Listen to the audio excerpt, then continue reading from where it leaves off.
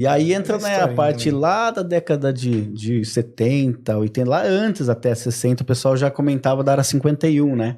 Lá dos Estados Unidos, que, por exemplo, às vezes acidentes que aconteciam com naves ou extraterrestres que eram capturados eram levados para lá. A Área 51, assim, ela é uma base muito, muito grande. Pearl Harbor. Ela é muito, muito grande e, assim, lá... ela fica no deserto de Nevada. A cidade mais próxima lá é Rachel, que é uma cidadezinha bem pequenininha. Mas você já foi pra lá? Eu já tive lá a oportunidade. Esteve lá? Eu tive lá em Rachel. Em Rachel. Em Rachel, que na verdade é o Little Alien, que é tipo um café. Não, o Little Alien, assim, ele é um café nessa cidadezinha de Rachel, que todo mundo, até funcionários da Área 51, às vezes vão lá tomar um café, então ele é legal que ele é todo estilizado, temático, exatamente estilizado, é temático na questão ufológica, tem nave, assim, os ETs, eles vendem camiseta. É nesse lugar que eles vendem um possível mapa de uma rota para as bases lá? Porque parece que tem 3 portões, né? Área 51. Eles têm... Você até pode chegar na catraca ali. Mas é convidado a se retirar. Exatamente. Você não pode ultrapassar de uma placa que tem a warning. Se você passar dessa placa, aí eles... Tipo assim, eles te fuzilam. Podem te fuzilar se quiserem. Eles têm autorização, né, pra isso. Eles têm autorização que já tá na placa ali, né?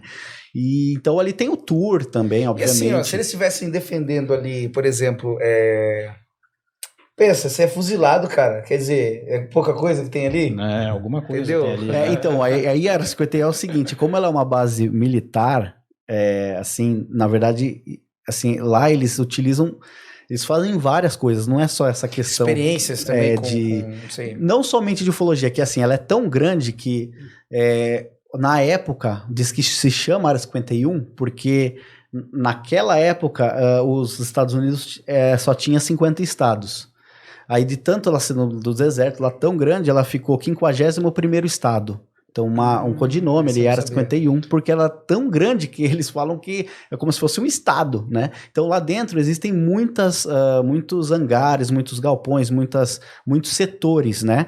E um dos setores, que eles chamam do Groom Lake, que fica na base S4, que seriam esses hangares, onde eles teriam esses Black Projects aí, que eles faziam a engenharia reversa de objetos aéreos que haveriam sido capturados, por exemplo, a de Roswell, né, que é a famosa casa de Roswell. Famosíssima, né, cara? O número 1 do mundo, né, teria caído. Que foi em 1947. 47? Isso. 47. E aí, por exemplo, eles pegaram... Foi o primeiro caso, não foi assim que deu repercussão? Da era moderna da ufologia, assim, que deu aquela repercussão, foi... 1947, Roswell. Isso, Roswell. E aí eles teriam capturado as criaturas, né, depois da queda, e a aeronave teriam levado para lá, e segundo informações até de pessoas que haviam trabalhado lá, uma dessas pessoas, que é muito polêmico, inclusive, assim, o relato dele, muita gente acredita, muita gente não acredita, é o Bob Lazar. Bob Lazar, nossa, ele foi, isso.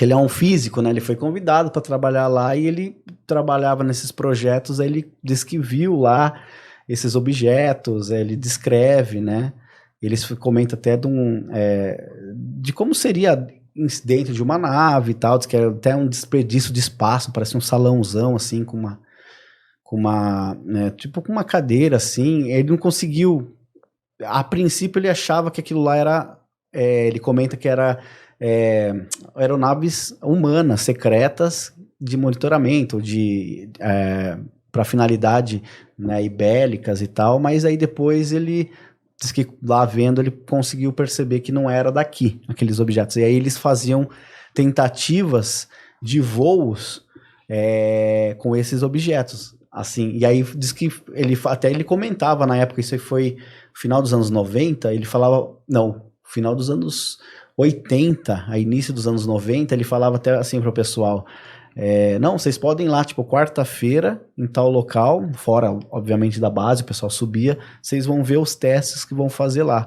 E aí existem vídeos em documentários da época que mostram realmente o pessoal indo lá, e eles filmam esses objetos sobrevoando lá, e teria, segundo o Bob Lazar, seria os testes, né, Tentariam, vamos dizer assim, manipular a tecnologia.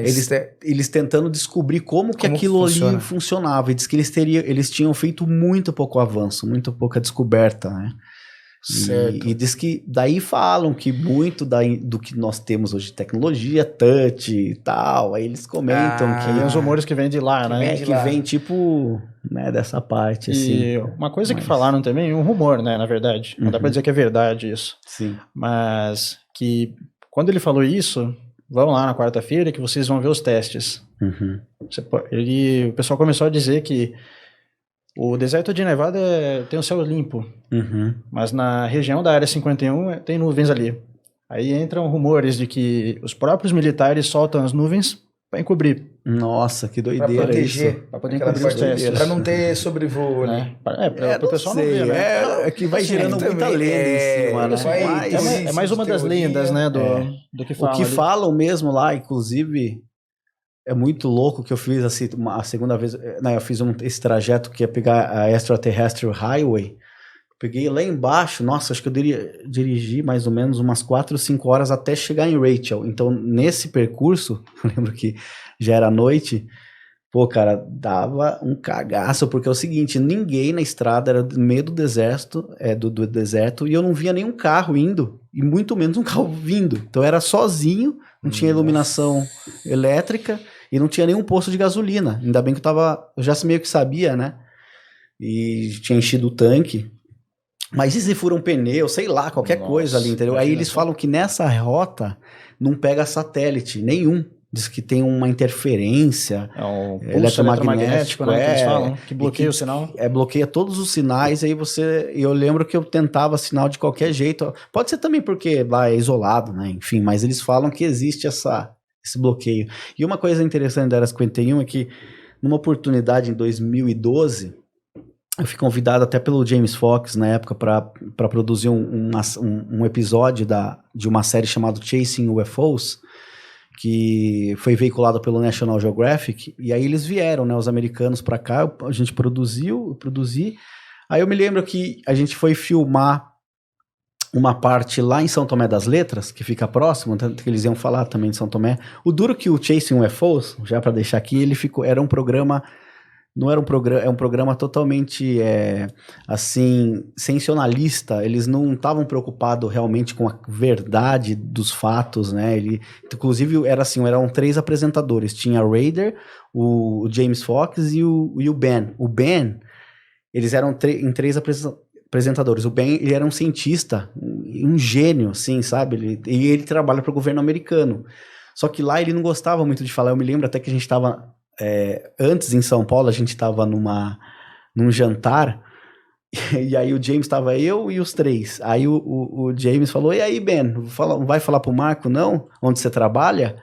Daí ele ficou assim, nossa, daí eu nunca... Ele falou assim... Falei, por quê? Aonde, né? Ele nunca... Falou, ele trabalha na Área 51.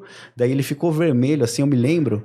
Ficou bravo, assim, sabe? Ficou vermelho. Ele falou, James, tipo, eu não posso ficar... Não pode ficar falando isso e tal, né? Tinha até meio conspiraçãozinha, assim, né? Mas... Aí, beleza. Eu fui entender, eu falei, não, deixa quieto. Eu vi que ele ficou mesmo bravo com o James, né? Aí, beleza. Ficou sem graça e ficou... Ficou meio bravo, né, e tal.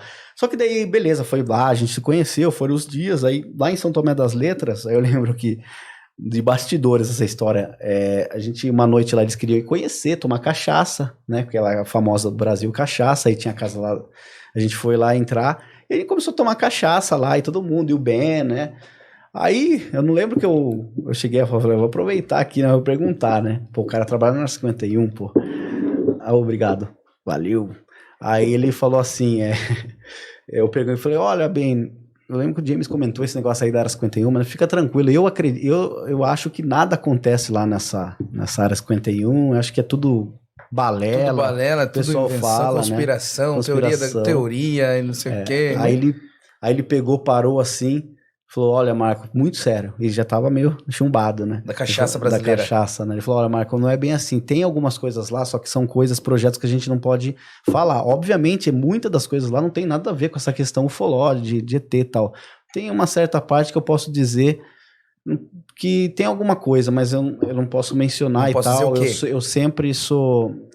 tipo assim, ele quis dizer assim, sempre estava de olho nele, assim, no que ele falava, nas coisas que ele expunha, então era um assunto que ele preferia não falar. E realmente ele mora em Las Vegas e ele pega o avião para ir trabalhar lá dentro, num setor dentro da área 51. Mas a maioria das pessoas, acho que trabalham na área 51, já trabalharam, elas devem ter, assim, um certo acompanhamento mais perto do governo, né, por informações confidenciais. Deve ter algum contratinho também que se contar... não somente dessa parte assim. ufológica, mas da parte também de estratégia militar, né, dos Estados Unidos ali. Porque uma declaração de um por exemplo, um ex-funcionário da área 51 pode acabar com a estratégia do país. Compromete tudo, né? Pode comprometer.